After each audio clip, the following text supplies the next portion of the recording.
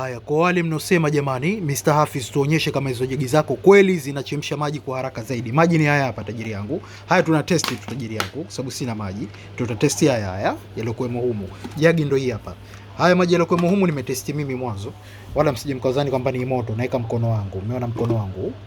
Umeona hapo? Umegusa kabisa chini hapo. Umeona hapo. Kwa hiyo sio limoto ili chini. Tunalieka hapa kwenye umeme tajiri yangu. Tunamimina maji yetu hapa.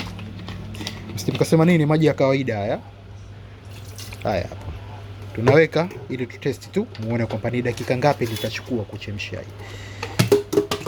Tunawasha hapo tajiri, jagi letu ili hapo. Hesabu wewe dakika zako hapo. Hesabu wewe tajiri, sio mimi, hesabu wewe. Ndio kwanza tumetia maji. Sikiliza chuma kinaanza kunguruma. Yaani ndio kwanza tumeweka hapo. Sikiliza tajiri. Sikia chuma cha tajiri. Sikia chuma hicho.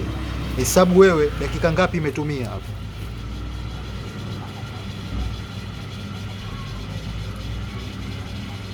Mkiambiwa fast boil kweli kweli tajiri, haina kupoteza muda. Tayari maji yako yamechemka hapo.